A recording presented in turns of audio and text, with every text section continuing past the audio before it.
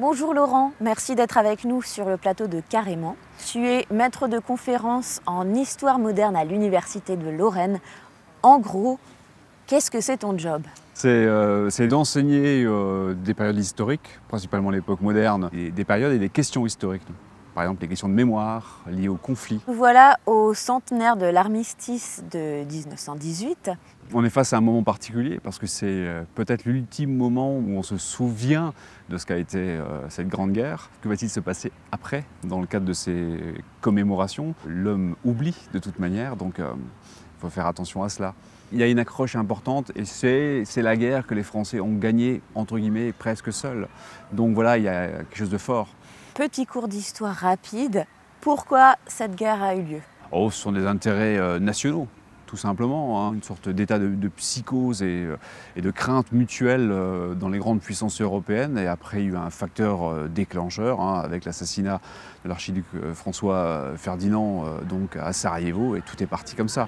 Peut-être, je dis bien peut-être, les hommes de bonne volonté n'ont pas été assez entendus pour arrêter assez vite la catastrophe, notamment après les premières semaines de guerre où les taux de perte ont été absolument abominables. Si on prend le cas de la France, c'est une guerre fondatrice, celle de la nation. Je le dis souvent aux étudiants, c'est la première fois que la République, je parle de la Troisième République, mais qui a connu des difficultés comme l'affaire Dreyfus, des confrontations internes importantes, la séparation de l'Église et de l'État en 1905, l'épreuve qui est constitutrice vraiment de la République. Nous sommes dans le Grand Est, mais nous sommes aussi Alsaciens, Lorrains, Champardonnais. Quel impact cette guerre a eu sur les régions? Vaste question. Il y a un impact politique, c'est le retour après de l'Alsace et la Moselle à la France en 1918. Et après, sinon, ce sont des marques dans les territoires, beaucoup de cicatrices. En Champagne, la Manne-Massige, hein, par exemple, sur le site de Verdun, la Haute-Chevauchée. Il reste des traces, beaucoup dans les forêts d'ailleurs, parce que ce sont les forêts qui sont devenues des écrins patrimoniaux, ça c'est sûr et certain. Parce qu'il y a cette fameuse zone rouge où on n'a pas tout reconstruit. C'est quasiment l'épicentre, hein, c'est le centre du volcan en quelque sorte, là où on a choisi de ne pas reconstruire pour diverses raisons. Et il y avait cette volonté aussi de conserver un terrain ruine en quelque sorte, en souvenir d'eux. Après, ce qui reste, c'est les monuments évidemment. Et alors les monuments aux morts, les monuments sur les anciens sites de bataille, parce que les militaires ont érigé beaucoup de monuments en l'honneur de leurs camarades. Est-ce qu'on se souvient plus dans le Grand Est que dans le reste de la France? Vraisemblablement. Il y a eu différents moments, dans les années 90 déjà, puis à nouveau maintenant avec le centenaire, il y a eu un effort de retrouver les lettres du grand-père, arrière-grand-père, etc. Mais à côté de ça, il n'y a pas très longtemps, d'ailleurs j'ai échangé avec quelqu'un qui vient du centre de la France, une personne âgée, hein. La Grande Guerre, de toute façon, le centenaire, ça n'évoque rien.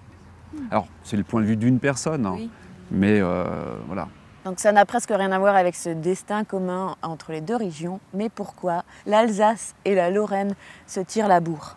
Cet antagonisme, les frères ennemis, c'est-à-dire qu'on a vécu la même chose et on n'est pas tout à fait d'accord. Il y a un problème, je pense, qui est principalement lié à la Seconde Guerre mondiale et pas tant à la Première, où les Alsaciens pensent avoir plus souffert, notamment que les malgré nous, les enrôlements de force, que les Mosellans. Pendant la première annexion, la Moselle, administrativement, était rattachée à l'Alsace. Ça n'a pas très bien fonctionné.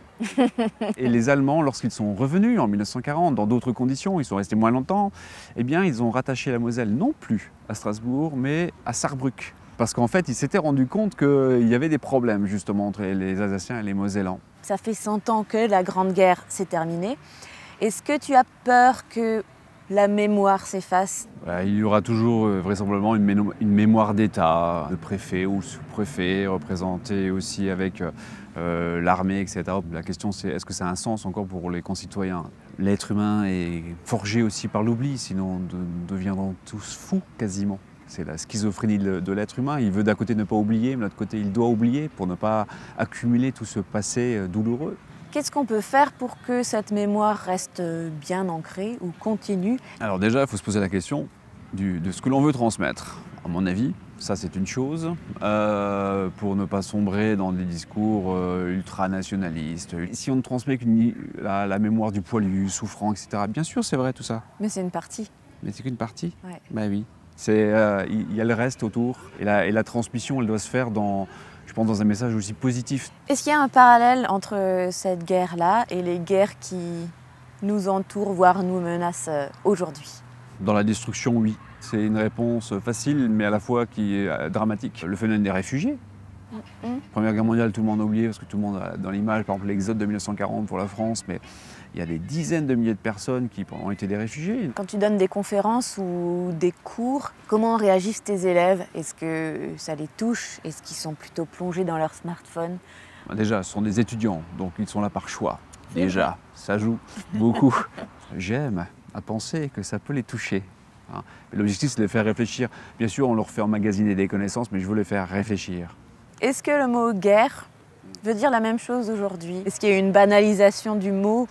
On est dans un jeu sémantique. Bon, il y a des grands termes, évidemment, on banalise tout. On l'utilise un petit peu trop facilement, même pour des manifestations. On dit que c'est un climat de guerre civile. Pour avoir vu, étudié, fort heureusement, et pas vu ce que ça pouvait être des guerres civiles, ça n'a rien à voir. C'est pas parce qu'on commence à déterrer des pavés et à retourner 3 voitures que c'est la guerre civile. La guerre civile, c'est bien pire que ça. Merci Laurent d'avoir passé toute l'émission avec nous et d'avoir parlé de ce sujet, même 100 ans après.